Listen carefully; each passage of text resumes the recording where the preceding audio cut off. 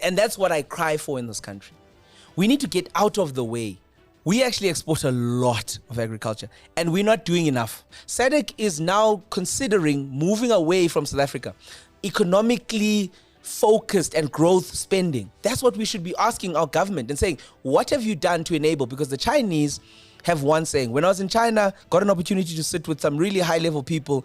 And when the conversation got to economic growth, we asked, how did you do it? And they said, the first thing that we all do in China is we say, if we want to build an economy, we've got to build a road. Welcome back to the State of the Nation. I am your very excited host, Mike Sham, because I'm excited because I have one of my favorite people joining me here today, and that is Zimasa Mooshtaffa joining us here at the State of the Nation. How's it, Mike? Always a pleasure. I enjoy the atmosphere here. I think we have a lot of conversations on and off air, and one day we'll bring those off air ones on air. Now, the reason, Zimasa, the reason that I got you back here, or that said, listen, I'm not going to take any more no's for an answer, was that I saw a recent video that you put out. Yeah. That I think should be played in every school and every home and before every rugby match or football match. And when everyone's watching. When everybody's watching, because it's an important conversation that you raised. Yeah. And that was the title of your video. And please, if you haven't subscribed to this man's channel, Zimasa Mooshtaffa Vabaza, go and find it. It's worth watching. And that is, South Africa is going broke. And he explains why South Africa is going broke. And for your own education, he's going to tell us why we're going broke. So it's so interesting because this is one of those core things that I strongly believe in, or started to believe in when I was a little bit young. I'm still young, but I was a little bit younger. When I started to understand economics properly. Somebody somewhere somehow has got to pay for all the borrowing. And once I started to understand that concept, and then I started to, in a very sort of, very boring for people, but it's necessary, started to read any branch of government's annual reports. Just read any single one. Pick your municipality, pick your province, pick the country, right? And go and see how we are overspending every single year. Every single branch, every single state-owned enterprise, everyone, everywhere in South Africa who runs a budget that comes from our taxpayer money is overspending. Then I started to say to myself, hold on. What does that actually do for our possibilities when growth is taken into account? Then I said, hold on. We're spending more on key parts of our economy than... We're spending more on interest payments, not even the capital, the interest payments, more than we are in stimulating our economy. And I said, there's a massive problem. And then we've got to kind of like fix that. We don't have the liberty that America does to just print money. Yeah. Please explain why we don't have that liberty. We don't have that liberty because, one, our currency is very much pegged to other currencies globally. People don't buy necessarily in rands. They buy in dollars, and we've got to convert our rands into dollars in order to buy things and things that we import into the country, etc. So things like oil, right, to run our economy, right? We've got to buy crude oil in dollars. So we've got to take our money, which doesn't have a value strong enough or parity enough with the dollar. So it costs us more to buy the simplest of things. Thus, it means that to run our economy costs more. Now, if we're not able to figure out a way of getting our economy to run properly so that we can also sell things and use our competitive advantage a lot better so that our rand is then bought by more people, which increases its strength globally, it's always going to cost us more to do stuff. Then when you run a deficit, you've got to go borrow money. And when we borrow money, we borrow it in dollars, which is, I don't know, times 18 at the moment, right? Yeah. 18, 19. So suddenly everything costs more.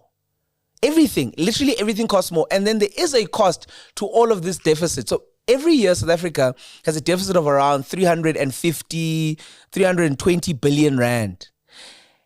And it's there every year. There's not a year where we go, okay, no, this year it'll be 100. Or actually, you know what? We're literally only going to spend what we brought in.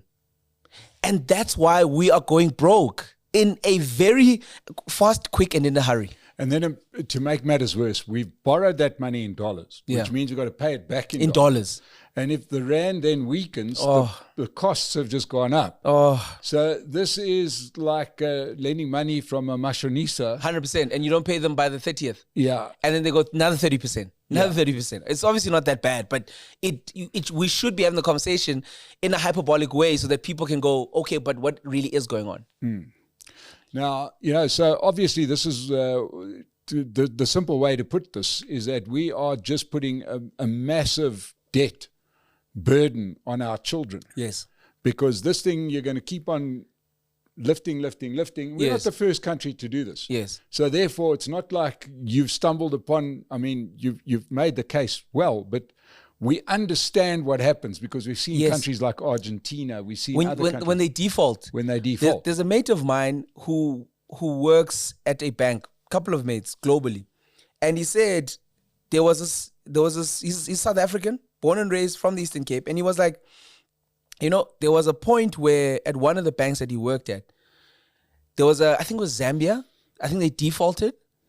He says, Oaks in London started to celebrate at the office. I said, hold on, what is that? He's like, no, that means that now we've got them. And I said, whoa, but like, what do you mean? Like, he's like, no, the Oaks celebrated because bonuses were going to come out because they were going to make more money out of them actually going under. Yeah. And I said, that's insane. So the game is actually rigged. The global game is rigged to a point where when your leaders, when your administrators, your bureaucrats don't do the right thing, there are actually far more unspoken about consequences than what we see. Hey, South Africa doesn't have money. Oh, country A doesn't have money.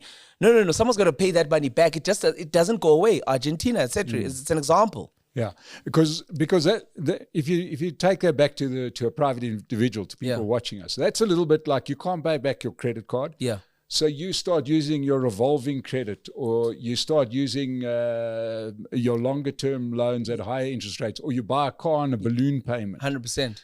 Somehow down the road. Yeah, your interest rate has just gone up on that extra money because you've used your allocation of credit that at what was a higher enough rate at that time. But now you have to spend even more money, and of course, it's not that the money is being used productively, as you say. Literally, I wanted to just get onto that.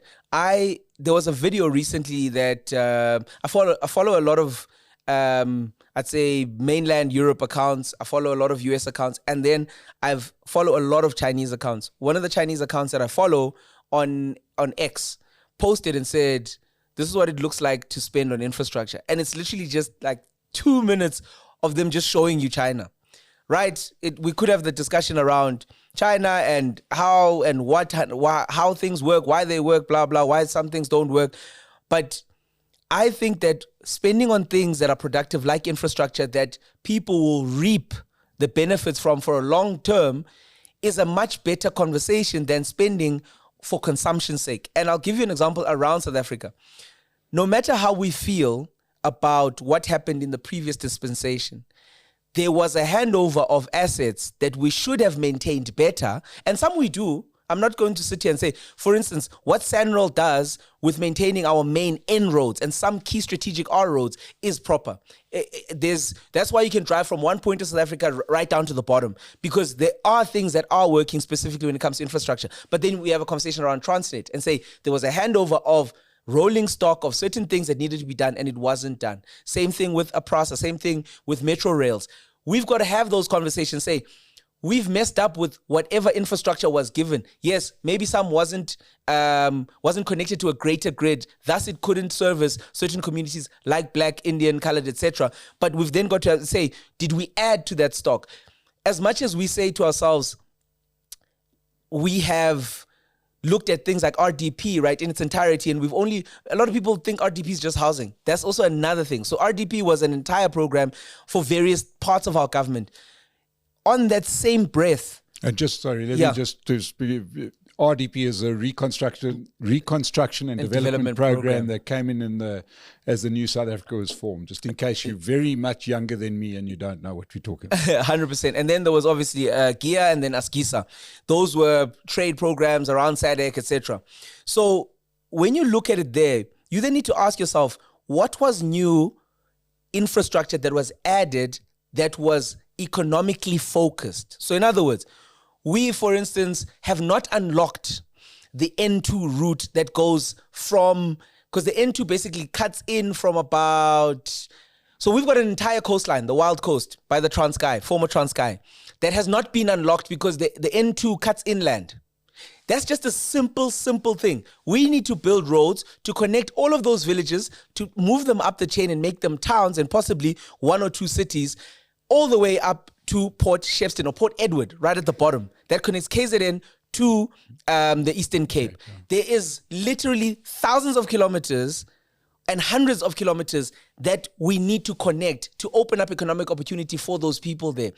That's the type of spending that we should be looking at. So if we're saying, yes, we had nice roads, we made them a little bit better, we should be saying, what are the new roads that we've built? That is progressive, economically focused and growth spending. That's what we should be asking our government and saying, what have you done to enable? Because the Chinese have one saying. When I was in China, got an opportunity to sit with some really high-level people, and when the conversation got to economic growth, we asked, how did you do it? And they said, the first thing that we all do in China is we say, if we want to build an economy, we've got to build a road.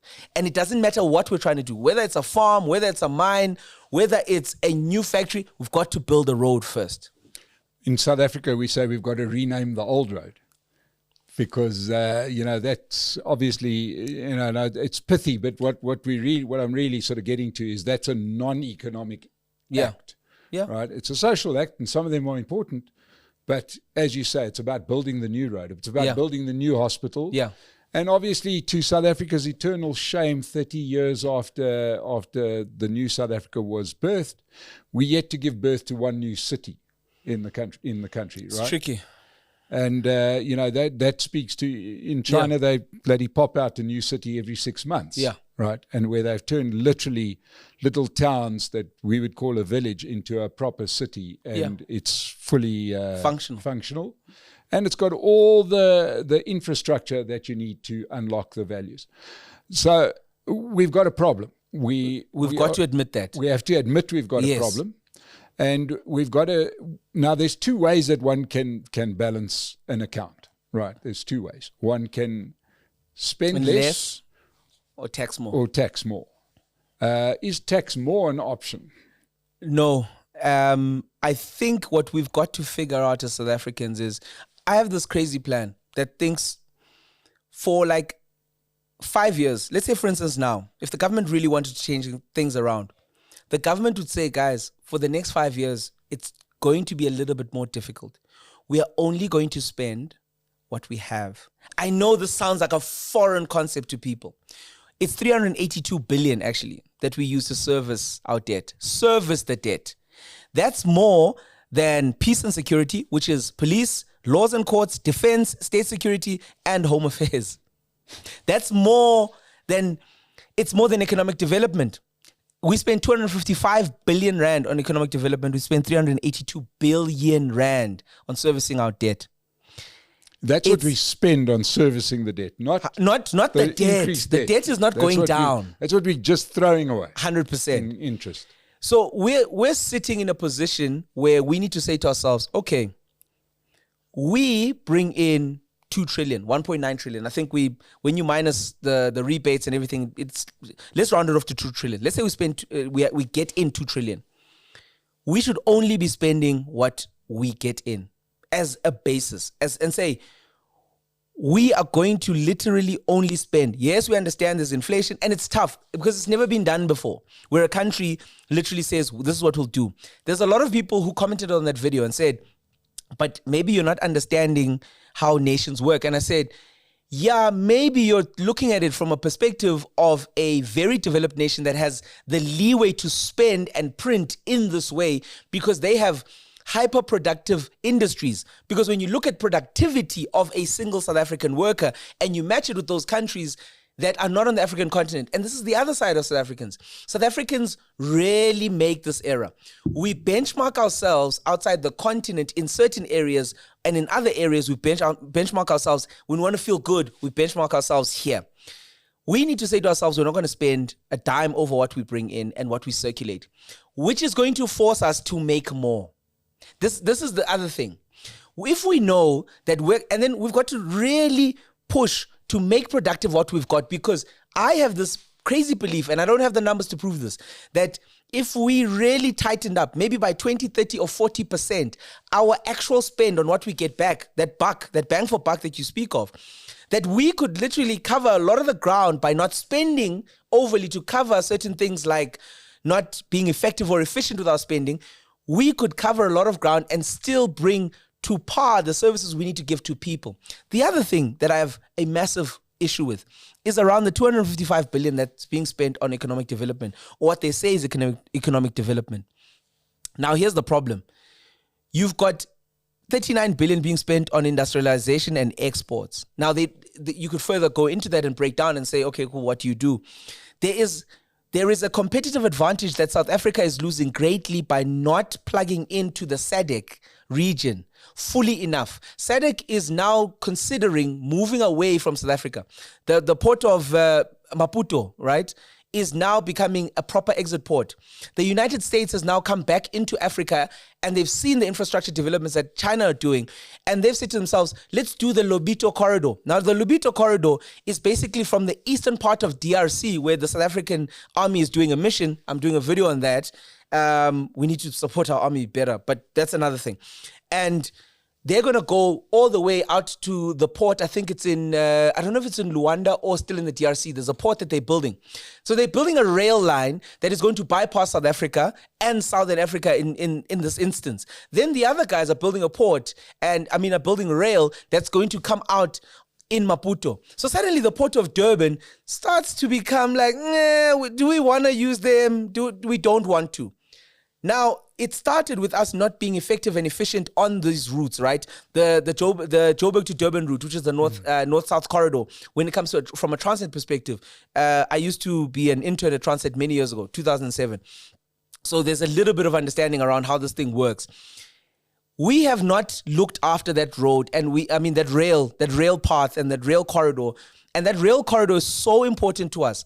There's a video, again, that is coming out around how many trucks are on that road every single day. 7,000 trucks are on that road.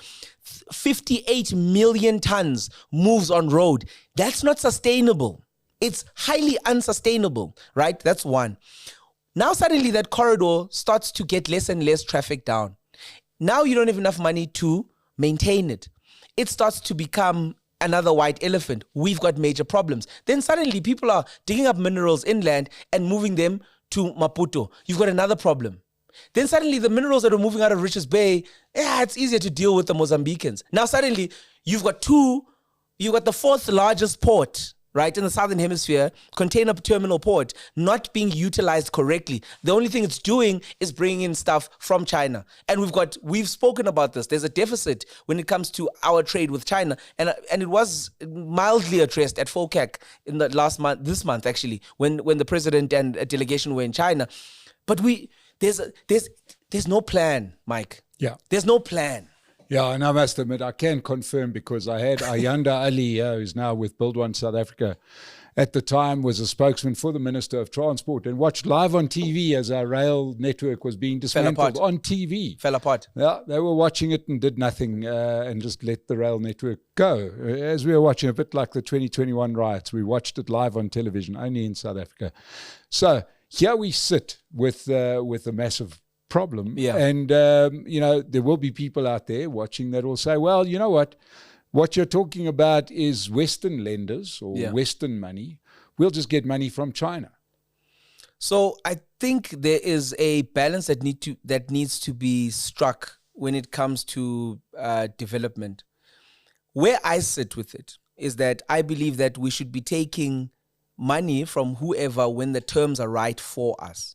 That's why the United States has suddenly started to come back into Africa, because there is still an advantage to being in Africa and giving people more than just Wi-Fi. And I must say this, for the longest time, the United States has not given things like infrastructure that many African countries have needed, and thus African countries have looked elsewhere. Now, what is the best case for South Africa? I saw a lot of people having conversations around old Steenhuisen and how he loves his communism now because he was there smiling with Xi and all these people. And I said, it really shouldn't matter. It shouldn't matter who's standing. Whether it was a member of MK Party standing in the US Congress smiling with probably Kamala Harris as it stands right now. But we should be saying, is it in the best bang for buck scenario for South Africa? That is what we've got to start having conversations about. And we've got to start decentralizing our thinking, like our government has suddenly had to decentralize its operations around things like the GNU, etc., where suddenly we've got to compete to really show South Africans what we can do when other people have the opportunity to be at the helm. So when we take money from the East, whether that money is good or not should be on the basis of what do we get out versus what we are putting in, because that is a business deal. So if the business deals from an India, a China are better than those from America, America's got to step up and say, we've got this corridor, this Lobito corridor, but as part of that, we know that there's a major corridor that's meant to, as part of this, start in the DRC and come straight down to the port of Durban. If you guys want to come into this thing, you can as South Africa come in, because South Africa can't hold it alone. That's why Transnet has not done the rail corridor that goes through Zimbabwe into Zambia all the way to DRC, because those other countries and nations don't have the muscle that we've got, nor do they have ports to basically get the stuff out. But now suddenly if Zambia goes, we only need to build a short line from here to the DRC line to a port that takes it out, that takes out South Africa's strategic advantage in these areas. We start to lose the soft and a little bit of the hard power that we've got in the region. That is a more devastating scenario for us in the long term, because we've got to start having those conversations in the medium and long term and not just in the now.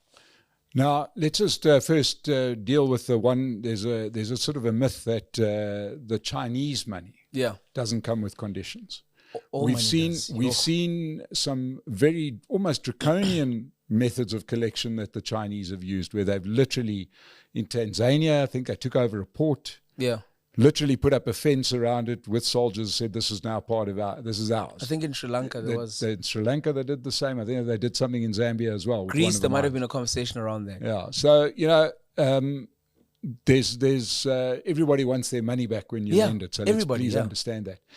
So, and we also have to see this in the context of what countries want to get out of this. And I suppose the first myth to explode is South African exceptionalism, right? Every country thinks that they're exceptional. South Africa have got it real bad. We really think that the world feels some way indebted to us. That we'll always have access to money when we need it. And at some point, we will be literally a bad bet if we continue in the same vein. And there won't be enough. Because there was a sentimental moment back in the 90s, and we did that, and then we squandered that. But we no longer get that. They will want certain things. They will only want to buy things from us that they need. Yes. They're not going to buy things from us just because... Like Germany and the coal. Yeah. So, we'll have mineral sales, we'll have agricultural sales.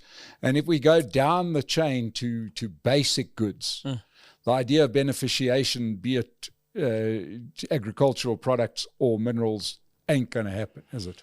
So the other thing is, two key industries: agriculture, mining. Agriculture in South Africa is a massive opportunity for us.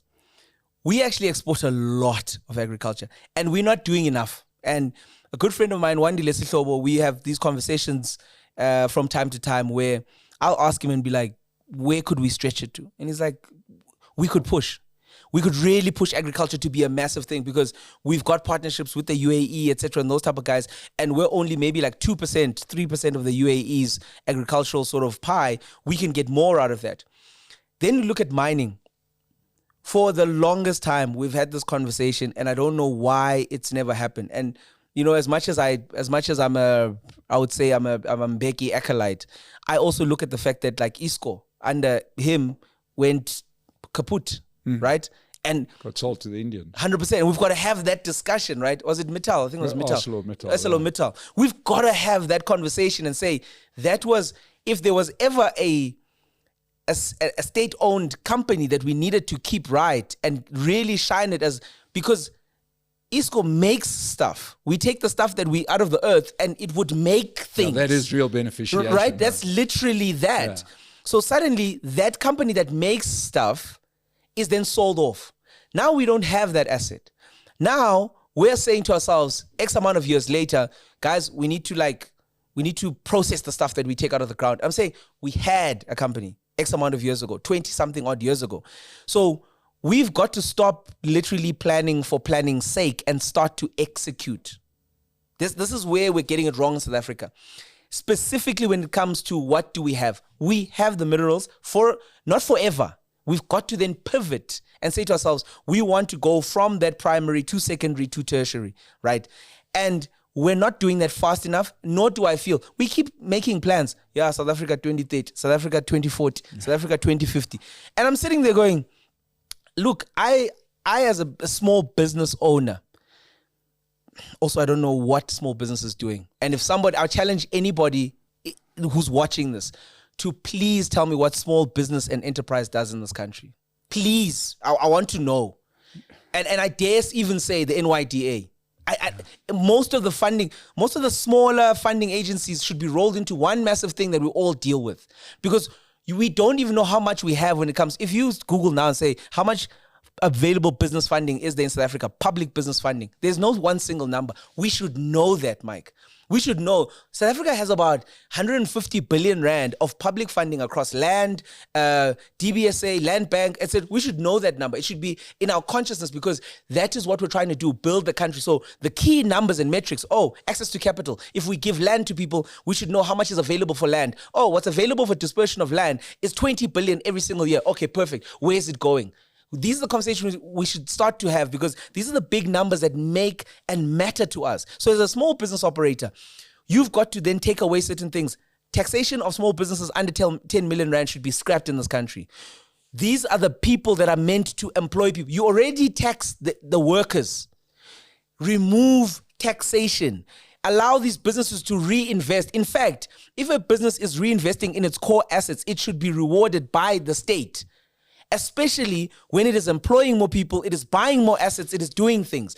We are crippling businesses under 10 million rand and we're hoping that there's going to be some small business revolution in this country. It's not coming, folks. Yeah. Now, look, there's a couple of things, and I want to come back to business in a second, but I first want to deal with, there'll be people that will be watching this. Yeah. And I know, and you know as well as I do, that are going to say, well, the private, as my friend JJ Tabani once said, capitalism has failed. I love that statement. I nearly had a heart attack. But anyway, he said, capitalism has failed. Surely we can see that. And I don't know what the proof is of that because, anyway, that's a separate discussion. But that this whole economic revolution that we need should be led by the state. Okay, and we know this because this has come up in the post-election discussion, where we know that that the ANC wouldn't give away some of the ministries that are state or are trade focused. Yes. Because they do believe in a state-driven trading solution. What do you say to that? So the first thing is that I believe that we need less government in certain areas and we need more government in other areas. And let me substantiate. To me, and maybe someone who's watching this can give us a better perspective. To me, there's no reason why South Africa should be importing any chicken. We have the means of production in this country. We have companies, if you go up and down the value chain of chicken production in South Africa, you see that there are massive companies that are that are world-class at every part of the supply chain of chicken. We should not be literally importing any chicken in this country. But because we are tied to bilateral agreements globally, we are then forced to succumb to some of these pressures where we say, you will take X amount of our chicken from countries like the United States. Everybody knows that. Now we need more government intervention in that, and we need to have better managers at the table. That's the one thing. We need to have better negotiators at the table, at the South African table. But then there are portions where the state needs to admit that it does not have the capacity to run these things, but they still want ownership. And there I am 100% with, get them out of the damn way. Get these oaks out of the way. Because what we find in South Africa is that if there are new industries, we hyper legislate these industries down to almost nothing. where we should be opening up an opportunity and building as we go. America is having the same issue when it comes to AI. Because AI is moving faster than what the legislators can legislate, they're always at loggerheads. They're saying we need to move. They're saying, no, you can't. So this is something that happens globally. I don't think that we need more government. We already have too much government. And I say this because what do deputy ministers do in this country? And I challenge people to show me what they do. What are the key performance indicators of deputy ministers? What are their indicators? What are their key areas? What is this thing that they do that's so magical? They don't even at times stand in for people when somebody is maybe off sick or out of the country, etc. A DDG will take over. Another minister will have 2 portfolios for that week or that month. What do we need these people for? And for all the conversations that the DA had, they were up and saying we need 2 deputy ministers for certain positions. Rather do the oversight from an oversight committee perspective in Parliament, rather than you putting in another person. Last week, I think somebody sent a message. It was Musi Maimani. He sent a question to Steenhuisen again. Steenhuisen getting a lot of traction of late. And he asked him, how much do you pay your people in your office? And he put the list up there. I said, what do you mean? So then I said, does the deputy minister also get the exact same? Because what do they do? We cannot employ people for the sake of saying there is employment. We need to become a little bit leaner.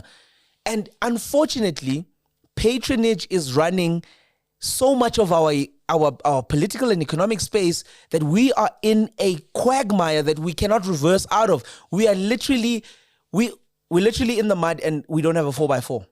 Yeah. Now, I don't know how we get out of that, because obviously you need massive political will. Yes. Right. That political will is not going to come from the people that got us there.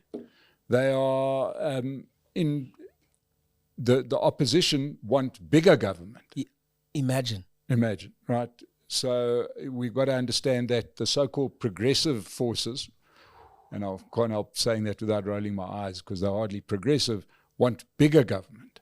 But let's talk about where business stands in this, because you and I share many similar frustrations, and that is that we've got a serious problem in South Africa when it comes to business. Yeah. To be quite honest, I've said this so many times on this show. We're antagonistic to business. We've had 80 years of nationalist governments that only understand big business, mega corporations. Yes. And spaza shops. They don't understand the bit that comes in between. 100%. And that's the part that really employs people. That employs people and creates products. Because if you are a Standard Bank or Checkers, you're not going to open a hell of a lot more stores or branches or whatever. Yeah. But if you start your own small business, you can grow and employ people. In actual fact, the big companies that are so protected by the state are looking to get leaner and smaller, and they are using technology, and they've got the money and the muscle to get better. And we saw this was most perfectly on show in COVID. Yeah. When the government's response was to shut down small and medium-sized business, but to keep the big businesses going. It made no sense. Like Takealot was told to shut down when they're actually the best form of getting products and groceries to people's... Yeah, but even they're run by a big corporation. 100%. Whereas the small store, restaurant on the corner is somebody that's employing 10 people. 100%, and they had to close. So we understand where government stands, or what their understanding is of this most important sector. So let's look at countries that have managed to crack this code, because there are countries that have done this. You're a well-traveled guy. You've been around. Which country do you think we should be taking a leaf out of their book in terms of promoting, aiding, growing, businesses that can create new products, new services, employment, etc.? Which country do you still see as the best? So I would say, having been just recently in Europe for like a month, I would say definitely not Europe. And the reason why I say definitely not Europe is because there's a stagnation that the Europeans have not come to terms with that exists in their sphere of influence. So I would say generally we should be looking at a quasi model of maybe a little bit of outward looking Americans, but also a Chinese conversation around internal spending to stimulate exports. We should be finding what the US is not number one for nothing. The US they understand how to get out of the way of a business up until it becomes big enough. And that's what I cry for in this country. We need to get out of the way. We need to then say, how do we legislate for global takeovers? This is what happens in America and what China is getting really well at now, right? When it comes from Huawei, etc., and a lot of their tech companies. We need to have a conversation that says, this is a strategic sector for us as a country. Businesses operating in this sector are going to be literally handheld by government. We're going to take you to all the global meetings across. We're going to strengthen people-to-people exchanges where you're going to meet business people that can assist you globally. So if the president is going to China, we're going to take this particular industry set, not just the big business.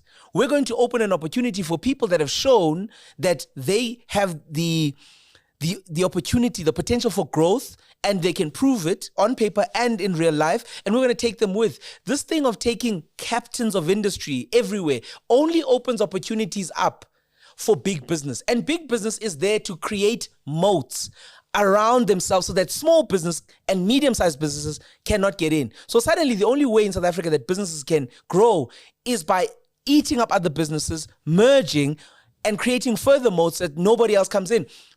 Perfect case in point, the fiber network operators in this country. Suddenly, there's no space for anybody else now. If you say to yourself, you want to get into fiber networking companies, they tell you it's done. There's about 4 or 5 guys, and that's it. And below that, the only thing you can do is become a last mile ISP into your little township. And maybe that's an opportunity, I don't know. I just feel that industry came and went so quickly that nobody could actually realize what was going on. The other thing is that big business gets in the way of certain things. Talking about telecoms. Telcom and for instance, like a Cell C, why are we closing deals off like that? If there is no reason why a Cell C and a Telcom deal materially should be opposed. Because who does it really threaten? It threatens the other 2 guys. That's who it threatens. But if suddenly we have 3 strong guys versus 4 major players and 2 are really good and the other guys are just struggling to make ends meet, why would the government stand in between those things? Why would it put itself and say no competition? It doesn't make sense to me, because for government, take this equity, figure it out, get out of the way, let the tech people who are motivated by money do that right. So that's the American way, get out of the way. Then the Chinese way is to say, how do we take what we're getting and fortify and grow what we have internally, our base? So what does that mean?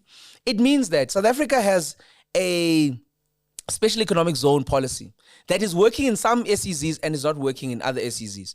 It's working in Kucha, in the port of Ngquha, in Gqeberha, it's working. It literally is working.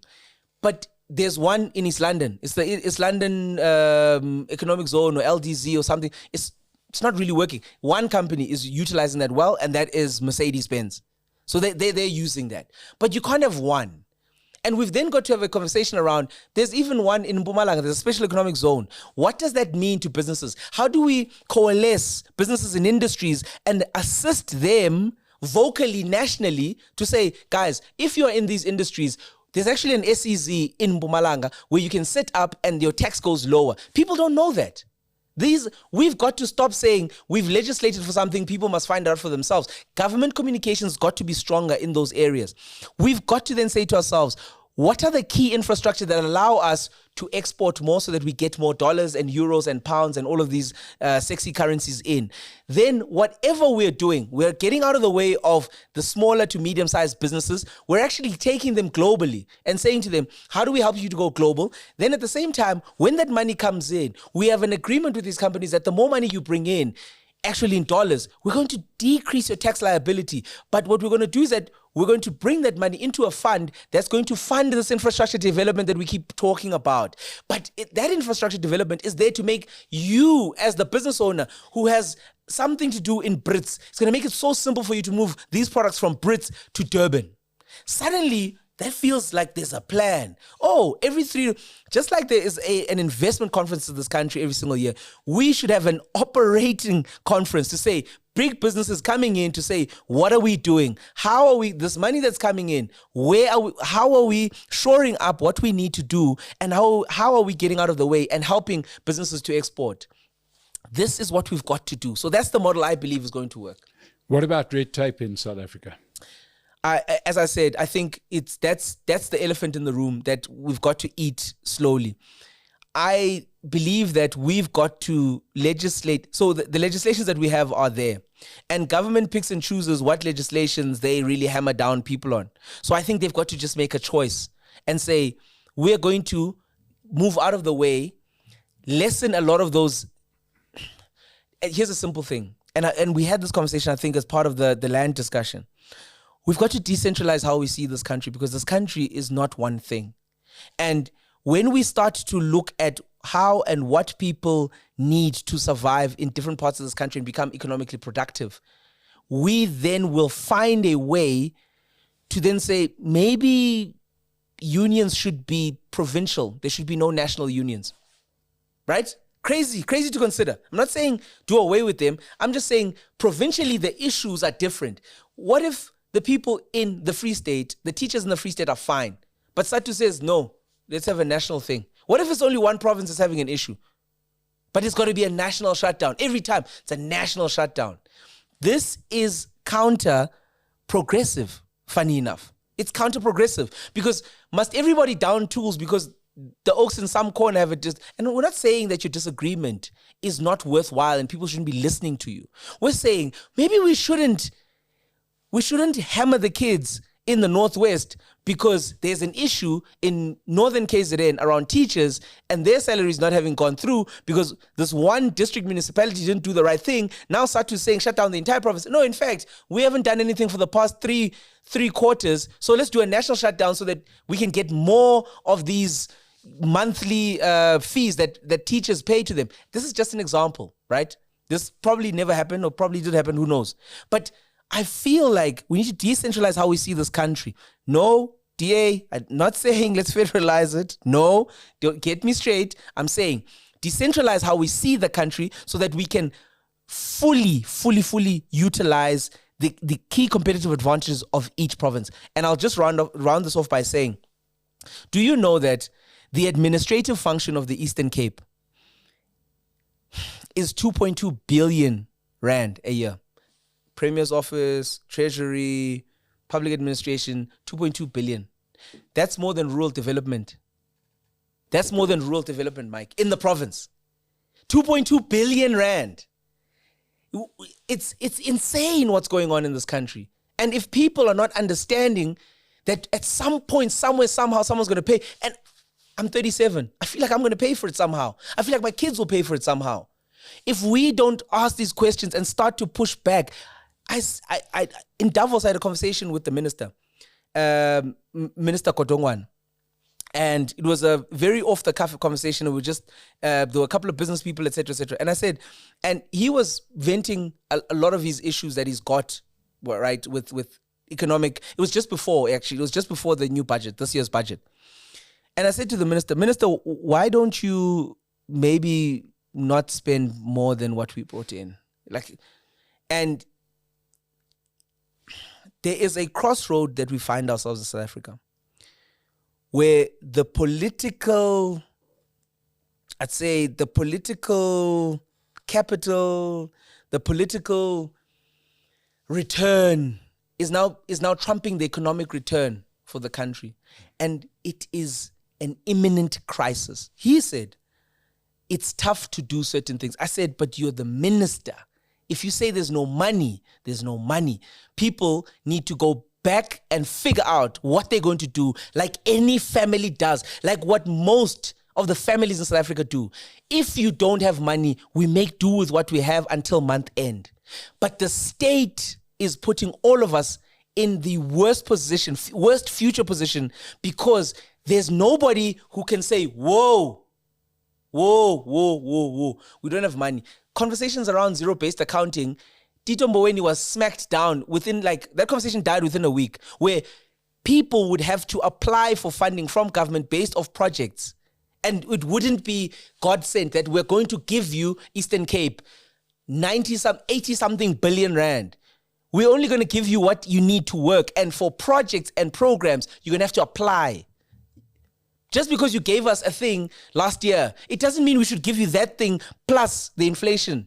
Plus inflation. We shouldn't, because maybe you didn't do well with it last year. Maybe you don't need it this year. Why are we continually giving you that? And maybe, just maybe, we should start to centralize and have a shared system of key positions like CFOs, etc., across certain provinces. Block provinces together. Just like what you do, have district provinces where these 3 provinces work together. We've got to think of new ways to get this country moving. Otherwise, we're going to have a problem. Ladies and gentlemen, we've heard many times that South Africa has a ticking time bomb, and it usually refers to unemployment or young people getting angry at the future of the country. This is a ticking time bomb that is going to explode because it's science. Soon enough, people are going to want money back, want us to repay money that we have borrowed from them, and we don't have it. And they're going to come for us.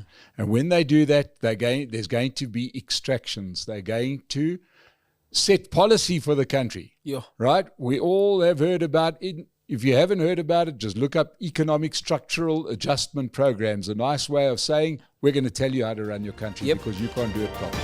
Quantitatively. Zimasa, Vabaza, what a man. Mooshtaffa, go and follow him. If you want to support a small business, rent a car from Pace. Get a discount. Use the Sona code. That is what we need. We need more businesses. We need business getting out of the big government getting out of the way. We need to give medals to people that start businesses. Thank you so much for joining us on The State of the Nation. Subscribe to the channel. Thank you. Cheers. Yeah, that was awesome.